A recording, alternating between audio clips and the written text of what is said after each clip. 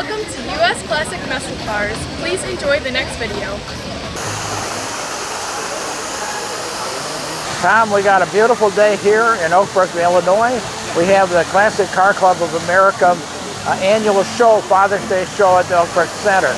I've been coming to this show for 50 years, believe it or not, and it's always a wonderful show. But now, the car that I brought today is a 1932 Packard Phaeton. And a Phaeton means it's an open car which doesn't have windows. It's very sporty. It has curtains that go up. If you're in the wintertime, it gets cold. But anyways, this was a luxury car in 1932. Packard was the top-selling luxury car in the United States in the 1920s and into the mid-30s. Cadillac ultimately started out selling them by the end of the decade, but Packards were always considered one of the top luxury cars. Now this was basically a summer type of car, or you had to live in California because of the lack of windows. It looks beautiful, but it's, as I say, you really can't drive it in cold weather, which limited the use. This car actually was sold originally in Philadelphia, and it was used on a summer estate that they used it for going to the shore and to picnics and stuff. So it was never driven in the winter. They put it up on blocks and put it away until the weather got warmer. I have a long history with this car. I purchased it in 1958 when I was 14 years old with my paper route money. And yes, I had a very good paper route.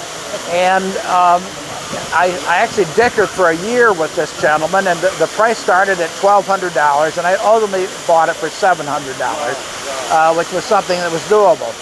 I drove it to high school as my everyday car when the weather was nice. I also had a 1937 Cord, front-wheel drive Cord sedan that I drove in the winter because that had windows and a heater. This car absolutely is not anything you can drive in the winter, but it's a wonderful summer car. I've had a long history with it. We've had this, my wife and I, Sheila, have been together for almost as long as I've owned this car. And we've literally dated in this car. And it's really proved to be a wonderfully dependable and reliable machine. We've had it in probably 40 states. It's been all over the country, including the farthest west was Utah and Arizona. We've been through tours in Montana, Wyoming, Colorado, Rocky Mountains, East Coast. It's been all through northern Canada. We've been all over there, literally all over. As I say, at this point, I've driven it 75,000 miles. Wow. How is it to drive? It actually really well. It runs well, but it's challenging to drive because the steering is very heavy. They didn't have power steering, and the car weighs over 5,000 pounds. Wow. And but you just have to allow and the brakes, of course, aren't up to modern standards. You have to allow yourself extra room and extra space. While you're looking at this windshield in the back seat, this is for people in the back seat. Remember, there's no windows, but what this windshield does, it folds, these little windows fold in like that when you get in and out of the car. And this windshield also folds back and arms right here, so that's right in front of the face of the people in the back seat, because it gets really windy in the back seat. But it's, as I say, it's obviously a perfect summer car. Sure. The trunk is interesting too. That actually, you think of a trunk, that is a trunk, and that's where the word trunk comes from. Because it literally is a trunk, and inside it, it originally had a set of fitted leather suitcases, and I have them at home. You open it up, and there's your suitcases, and the little pins on them to tell whose suitcase it is. Really? So you have all the luxuries, all the comforts of home with it. That is nice. So that paper route, you must have been working like a dog. Well, the paper route was I had 110 customers on that route, and I could make $100 a month, which back in the late 50s, that was an unbelievable ton of money, because I purchased this car in 1958 for $700, and then my 37 Cord, I bought that for $300, also with my paper route money. And I actually had both of those cars before I ever had a driver's license. So, anyways, but the real key is that this has been a wonderful hobby. We have friends all over friends all over the world who are other collectors, and we go to a lot of events and shows around the United States. And again, it's very much a social thing, but it's a wonderful, wonderful hobby. And I encourage people who, if they think they're interested in, you don't have to own one of these cars to join the Classic Car Club of America. You can just like these cars. And we have a lot of members that don't own cars, but they enjoy meeting people, and we love sharing these cars with other people and giving them rides, whatever. And am I correct? It's the largest car club in America, is it? It is one of the largest car clubs, yes. It's, but in any event, that's the story of myself with this car, and I look forward to many more years of enjoying the hobby. Happy drive. Thank you very much. All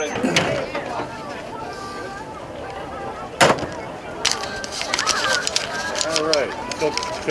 All right, let's talk about the motor, for instance. Packard, one of their features were straight 8 motors, and this is an 8-cylinder motor in line. It has 320 cubic inches. It has 9 main bearings on the crankshaft. You have an aluminum crankcase, iron block, and iron head. This is an incredibly smooth motor. It puts out about 110 horsepower, which in 1932 was a lot of horsepower. It also has a chassis lubricator, and what this is, you put oil in here, and there are lines running down to all the lubrication points on the chassis, and the car lubricates itself automatically as you drive down the road. Again, quite amazing feature. Now, let me close the hood and I'll look at the front of the car. The shape of the radiator. This shape here is a Packard, kind of a Packard trademark. To have this type of a shape. This is a grill guard to keep bugs off of the radiator. Right.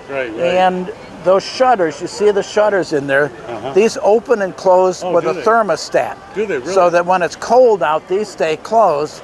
When it warms up, or the engine warms up, these open up to provide air. It's like a front cowling. Yes, it's like, front cowling, but it's automatic on a thermostat that's under the hood here. Spotlight here, very large headlights. You have spotlights on the windshield. The reason for all these lights is these lights are bulbs. Okay. They are for the time very good candle power, but they really aren't any good. And I really, when I go at night, and I rarely drive the car at night, but when I do, I'll have these on mainly just to let people know I'm coming down the road. This is really the light here. This spotlight really kicks out light, so that's what other light that I use. And what do you call this figurine up This top? figure is a flying lady. Okay. They had 3 different emblems you could get. This was an accessory. Most Packards had this one because it's the best looking. It has a wheel, and this was part of their trademark. There were 2 other ornaments that you could get. Again, it was an extra charge, like $25 or something. But this was probably the best looking of all the ornaments. There you go. Tom, this has really been a pleasure meeting you and visiting with you, and I look forward to seeing you coming back here again for the Father's Day show next year.